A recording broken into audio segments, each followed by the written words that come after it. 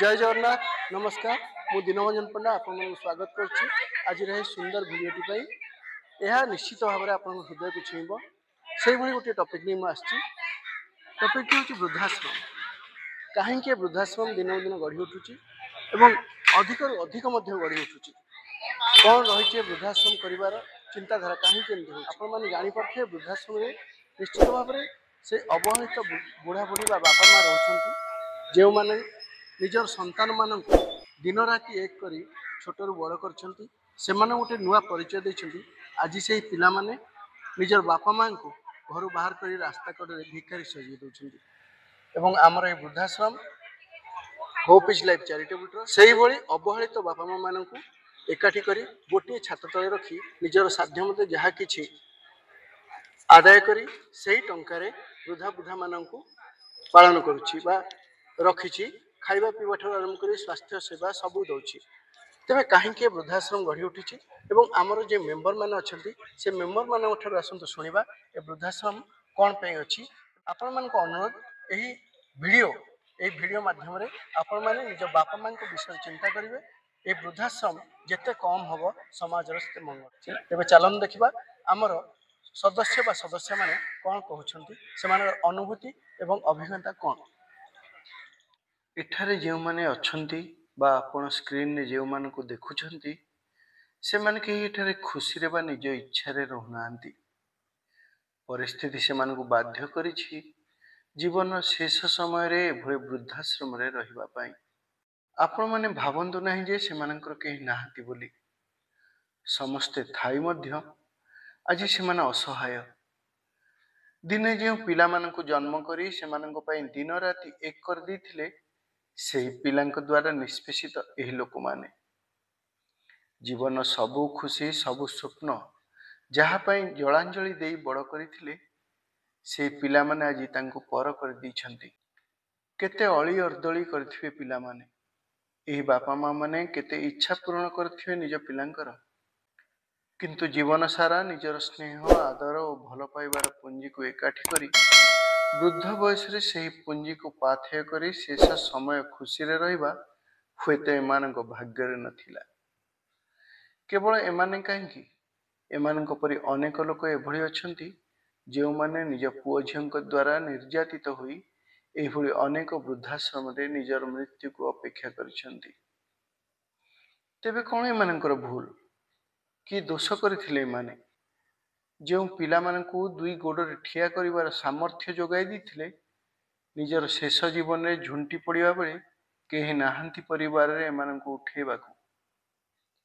किंतु आम मान भली किछि अनुष्ठान आज सहारा पलटिछंती एमानकर आम अनुष्ठान होप इज लाइफ आज सेमानंक पई साहाबाड़ी होई सेमानंक आखिर लुह को पोछि दैछंती आज सिना तांकर गोटिए कि दुईटी पुओ सेमानंक पर कर देले किंतु आम अनुष्ठान शह शह पुओ झील से उठरे टिके हस फुटाइबा अहरह चेष्टित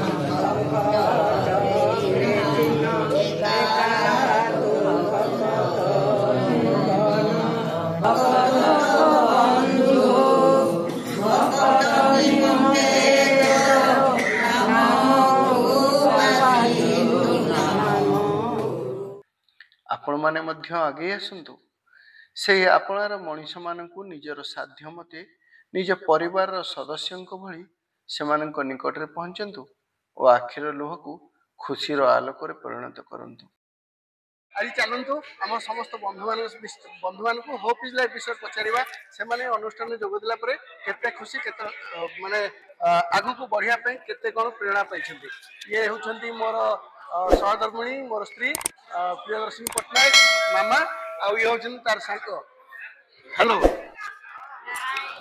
या ना होछि हापी एबे हम जिबा देखिबा कहार कोन मत रहउछि हमर ये अनुष्ठान टी गत 2017 मसीह आरंभ होता आम कि बंधु पुरी जिला स्कूल 93 मसीहा बैच मिसिक गोटे गेट टुगेदर कार्यक्रम करूँ से गेट टुगेदर कार्यक्रम आमर किसी सांग कहले आम कि समाज करवा आम ଆଉ କାଳ ବିଳମ୍ବ ନ କରିକି ଆମ କାର୍ଯ୍ୟକ୍ରମ ଆରମ୍ଭ କରିଦେଇଥିଲୁ। ବୟସର ଅପରାହ୍ନରେ ପହଞ୍ଚିଥିବା ବୟସ୍କ ବ୍ୟକ୍ତିମାନଙ୍କ ପାଇଁ ଏକ ଜରା ନିବାସ କରିଛୁ। 2020 ମସିହା ଜାନୁଆରୀ 9 ତାରିଖରେ ଆମର ଜରା ନିବାସଟି ପୁରୀର ସର୍ବୋଦୟ ନଗର ନିକଟରେ ଥିବା ରେଳ ଫାଟକ ନିକଟରେ ଥିବା ଏକ ଭଡ଼ା ଘରେ ଆମର ଆରମ୍ଭ ହୋଇଥିଲା। ଶ୍ରୀ ମହାପ୍ରଭୁଙ୍କ ଆଶୀର୍ବାଦରୁ ଆମର ଅନୁଷ୍ଠାନ ବର୍ତ୍ତମାନ ନିଜସ୍ୱ ଘର ତିଆରି ହୋଇଯାଇଛି ଏବଂ ଏଇ 2024 ଜୁନ୍ ମାସରୁ ଆମେ ସେଇଠିକି ଆମର ବୃଦ୍ଧାଶ୍ରମକୁ ନିଜସ୍ୱ ଗୃହକୁ ସିଫ୍ଟ କରିନେଇଛୁ। ବର୍ତ୍ତମାନ ସେଠାରେ ଆମର 25 ଜଣ ଅନ୍ତବାସୀ ଅଛନ୍ତି ଆଉ ସମସ୍ତେ ଖୁସିରେ ଅଛନ୍ତି। ସେଥିପାଇଁ ଆମର ଅନୁଷ୍ଠାନ ଯେଉଁ 400 ସଦସ୍ୟ ଅଛନ୍ତି ସେମାନେ ଶ୍ରେୟ ସମ୍ପୂର୍ଣ୍ଣ ସେମାନଙ୍କର। ମୁଁ ଅଶେଷ ଧନ୍ୟବାଦ ଦେବି ସେମାନଙ୍କୁ। ଆଜି ସେମାନଙ୍କ ଯୋଗୁଁ ଗୋଟେ ଏତେ ମହତ୍ କାର୍ଯ୍ୟକ୍ରମ ହୋଇପାରୁଛି। କିଛି ଲୋକ ଉପକୃତ ହୋଇପାରୁଛନ୍ତି। ବୟସର ଅପରାହ୍ନରେ ଥିବା 25 ଜଣ ବର୍ତ୍ତମାନ 25 ଜଣ ବାପା ମା ସେବା ପାଇପାରୁଛନ୍ତି। ବର୍ତ୍ତମାନ ଆମର 1 ମହଲା ହୋଇକି ବର୍ତ୍ତମାନ 2 ମହଲା ହେଇଗଲାଣି, ଛାତ ପଡ଼ିସାରିଲାଣି। ଆଗକୁ ମଧ୍ୟ ଆଉ କିଛି ଦିନ ଭିତରେ ଭଗବାନଙ୍କ ଆଶୀର୍ବାଦ ଦେବେ, ଆମେ ତାକୁ ପୁରା ଫିନିସିଂ କରିଦେବୁ। ଆହୁରି 30 ରୁ 35 ବାପା ମା ଆମ ପାଖରେ ରହିପାରିବେ, ଆମେ ତାଙ୍କ ସେବା ଦେଇପାରିବୁ। होप इज लाइफ एक सामाजिक अनुष्ठान रे परिणत होइछि। होप इज लाइफ 2017 मसीह 25 मसीहा 8 वर्ष धरी अहर लोक सेवारे निजको नियोजित करछंती। जो सदस्य मान अछंती होप इज लाइफ रे वृद्धा बुद्धि मानकर सेवारे निजको नियोजित करछंती। आज होप इज लाइफ खाली अनुष्ठान नहीं, एक सामाजिक अनुष्ठान रे परिणत होइछि। ओडिसा रो कोण अनुकोण युवक युवती माने ये अनुष्ठान सहित जड़ित होती।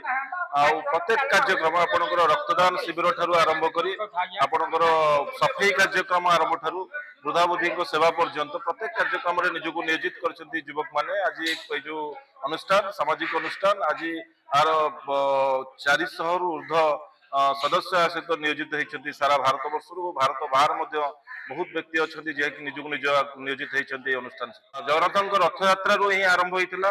आज यही परिस्थिति में पहुंची। निश्चित भाव में होप इज लाइफ सब सदा सर्वदा ये जो भाईचारा रखी ये जो अनुष्ठान निज निज भितर कौन प्रकार के मतभेद सृष्टि होना ये अनुष्ठान निश्चित भाव में आगामी दिन में ये समाज पे किसी ना कि कर्तव्य जहाँ अच्छी गोटे सामाजिक स्तर में गोटे प्राणी निश्चित भाव में निभेब। तो होप इज लाइफ में जुड़ के बहुत ही सुकून मिलता है, क्योंकि जहाँ पे आज इस बिजी लाइफ में लोग एक दूसरे को समय नहीं दे पाते हैं, एक दूसरे की भावनाओं का मतलब एक तरह से कहिए कि कदर नहीं कर पाते हैं, जिसके कारण आज वृद्धाश्रम बढ़ते जा रहा है। और यहाँ पे आके जहाँ पे लोग अपने माँ बाप को या अपने कलीग्स को माने छोड़ देते हैं बिजी लाइफ के कारण या अपने पारिवारिक कलह के कारण, उसमें हम लोग उनको उनकी देख रेख कर पाते हैं, उनको माने रख पाते हैं। ये बहुत ही बड़ी बात है। होप इज लाइफ घूमने गए, हमको बहुत अच्छा लगा। और अभी 2 दिन पहले गए थे, वहाँ गए तो बहुत अच्छे से हम दादी माँ हमसे बातचीत की, बड़ा अच्छा लगा हमको। हमर जो वृद्धाश्रम है बेलदल से आमर निजस्व जगह उपर होप इज लाइफ तार वृद्धाश्रम निर्माण करिछि। से बापा माँ माने जो पिला को काखी कोली बहु कष्ट मनीष करते से आज तांकर परिणत बयस से छाड़ी देइछंती। जो मैंने आशाहीन भाव में आसिक आम पाखे आसिक रही सब आ गए दुख लगे आमर या भितर जड़े दी जनकर देहांत हो देहांतर खबर पाई पिला छुआ मैंने भी आसुना से शवदाह करने भी आमको पड़ुଛି, जोटा कि अत्यंत दुखद घटना एवं आम बहुत मर्माहत हो। तेणु सबू समस्त को अनुरोध कर निजर बापा माँ मान हतादर अनादर करूँ ना, कारण से दिने पुणी यही परिणत बयस पहुँचे। ये परिणत बयस पहुँचे हुए तो छुआ पिला यही व्यवहार शिखिक दैट विल बी रिप्लिकेटेड से जिन हुए तो प्रयोग हो। यही अनुष्ठान जो डेडिकेटेड मेंबर्स निस्वार्थपर सेवा एवं जो सामाजिक कार्य मत बहुत खुशी देती एवं बहुत ये अनुष्ठान आसते शांति लगे। समाज में चेंज हम संस्कार आसो हूँ तो ओल्ड एज होम आवश्यकता रही। प्रत्येक पिला माने पिता माता केयर ने no need of old age. भगवान कहले आम अनुष्ठान को ही बुझाए, कारण भगवान डायरेक्ट आसी के लोक सेवा कर କାରଣ ଆମେ ଆମ ମେମ୍ବର ମାନେ ଏମିତି ଲୋକସଭା ମାନେ ଯେମିତି କି କିଏ ବି କଣ ବି ଅସୁବିଧାରେ ପଡୁ ସେ ଜାଗାରେ ଆମ ମେମ୍ବର ମାନେ ଚାରିଆଡେ ଥାନ୍ତି। ଆଉ ପୁରୀର ସବୁ ମାନେ ଏମିତି କି ରାସ୍ତାଘାଟରୁ ଆରମ୍ଭ କରି କୋଉ ଲୋକ ଉପାସରେ ରହିଲା ଆଉ କୋଉ ଲୋକ କଣ ମାନେ ଯେତକ ଆଉ ସବୁତକ ସେବା କାର୍ଯ୍ୟରେ ହିଁ ଆମ ଅନୁଷ୍ଠାନ ଜଡିତ। ମାନେ ମୁଁ ସମସ୍ତଙ୍କୁ ରିକ୍ୱେଷ୍ଟ କରୁଛି ଏ ଅନୁଷ୍ଠାନ ସହିତ ସମସ୍ତେ ଜଡିତ ରୁହନ୍ତୁ ଆଉ ଆମକୁ ଆଶୀର୍ବାଦ କରନ୍ତୁ, ଆମେ ଅନୁଷ୍ଠାନକୁ ଆଗକୁ ନବୁ। ବୃଦ୍ଧାଶ୍ରମଟା ଆଜିକାଲିର ସମାଜରେ ନିହାତି ଜରୁରୀ, ନିହାତି ଆବଶ୍ୟକ। ଆମ ଅନୁଷ୍ଠାନ ବୃଦ୍ଧାଶ୍ରମ ପାଇଁ ବହୁତ କିଛି କରୁଛି। କେତେ ଜଣ ବୃଦ୍ଧା ବୃଦ୍ଧୀଙ୍କୁ ରଖିକି ଆମ ସେ ଆହୁରି ବି ବହୁତ କିଛି କରିବାକୁ ଚାହୁଁଛି ଆମ ଅନୁଷ୍ଠାନ ମାନେ ବୃଦ୍ଧା ମାନଙ୍କ ପାଇଁ ଓଲ୍ଡ ଏଜ୍ ହୋମ ଇଏ।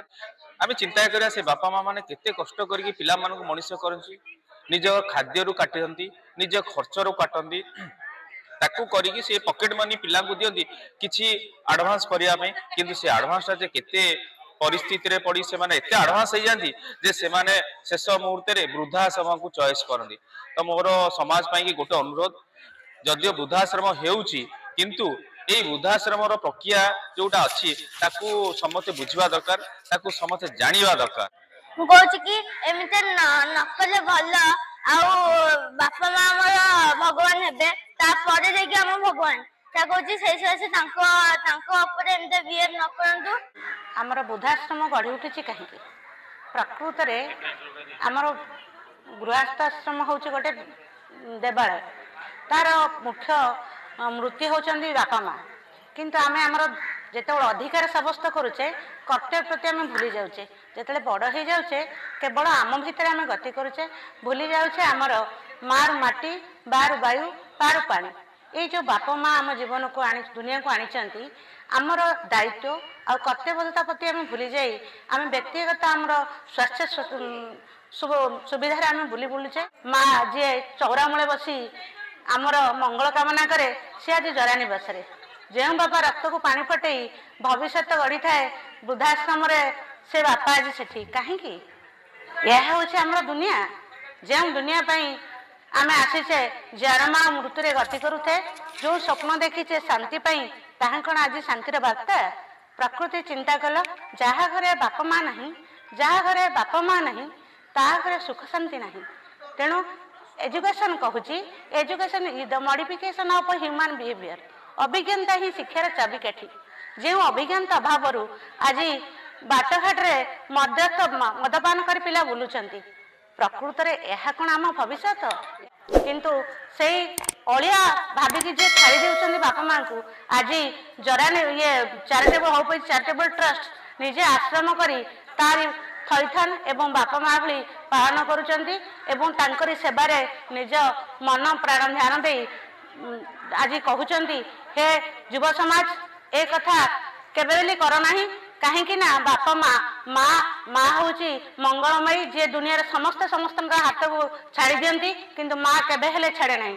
ବାପା ଯିଏ ଭବିଷ୍ୟତକୁ ଆଣି ଆମ ପାଖରେ ପହଞ୍ଚେଇଛି ଏବଂ ଦୁନିଆକୁ ଯିଏ ଆଣିଛି, ସେଇ ଦୁଇଟି ଆଜି ଆମର ସମାଜରେ ଯେଉଁ ଆମର ମନ୍ଦିର କହିଲେ ଗୃହସ୍ଥ ମନ୍ଦିରକୁ ଆମେ ଦୁଇଟି ଯାକି ବାପା ମାଆକୁ ପୂଜା କରିବା, ଆମ ସମାଜରେ ଆମେ ଗଢ଼ିବା। ଆମମାନଙ୍କ ସବୁ ହୋପ୍ ଲାଇଫ୍ର ସମସ୍ତ ମେମ୍ବରଙ୍କ ପ୍ରୟାସରେ ଆମର ଆରମ୍ଭ ହୋଇଛି ବୃଦ୍ଧାଶ୍ରମ, ସେଇଠି ଚାଲିଛି।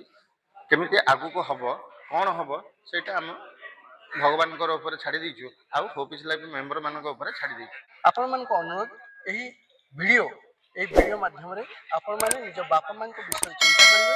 ଏ ବୃଦ୍ଧାଶ୍ରମ ଯେତେ କମ୍ ହେବ ସମାଜର ସେତେ ମଙ୍ଗଳ ହେବ।